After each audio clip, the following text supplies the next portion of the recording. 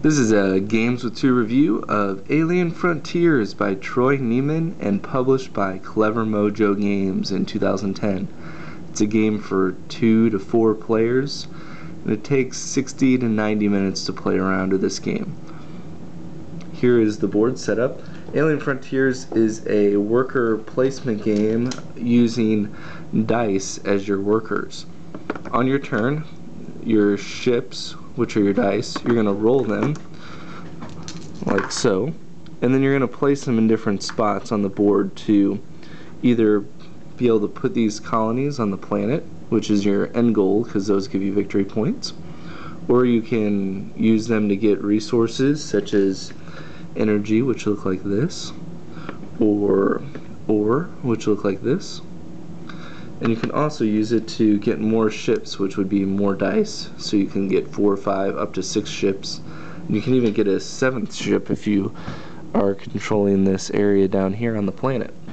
You can also get these alien tech cards, which allow you to do certain things, like this one. You pay an energy to add 1 point to one of your ships. So if you roll the 3, you can make it a 4. If you roll the 4, you can make it a 5. There's also ones that this one gives you a victory point,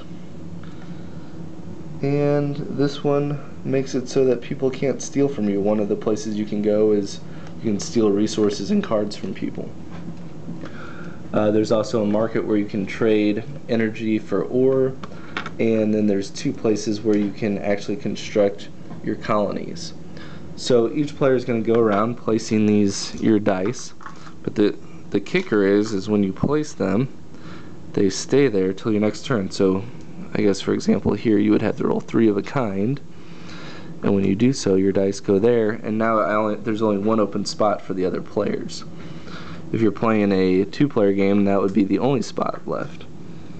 And then, so that's pretty much how your gameplay works. And as you place these on the board, you will get these special abilities if you are the majority holder of that area. So play continues this way until someone has placed all of their colonies on the board.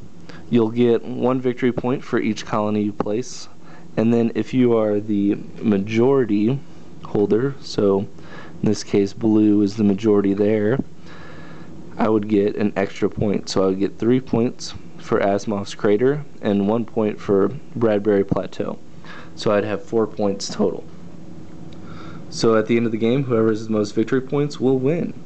And that's pretty much the gist of Alien Frontiers. There's a lot of strategy involved when you're placing your dice, and if you're going to block somebody, or if you're trying to do something to get the resources, you need to do what you need to do to either get more ships or put more colonies on the board.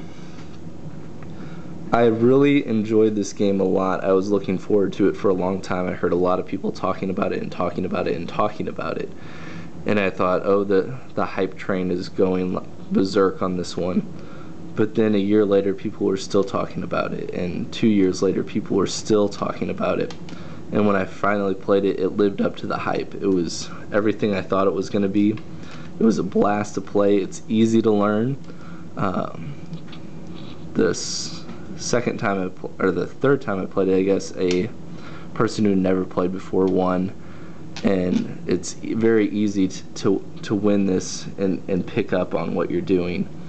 There's also a lot of depth, so if you do play multiple times, you can still have fun with it. The guy who taught me had already played the game over 30 times and was still enjoying it. So there's a ton of replayability here. The components are great. The box and board all fit in the box nicely. There's even room probably for expansion pieces when Alien Frontiers Factions comes out later this year. So is this one worth buying? I would say yes. Is it a good 2-player game? I would say it is a good 2-player game. I think it is better with 3 or 4, but it still works very well with 2. So if this is one you've been thinking about, it's definitely worth picking up.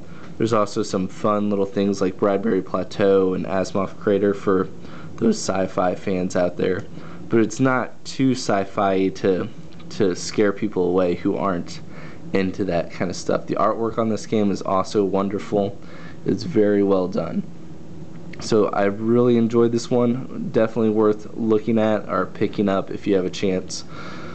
So until next time, for more reviews, come visit us at www.gameswith2.com. And while you're there, be sure to follow us on Twitter and like us on Facebook. Thanks, and have a good day.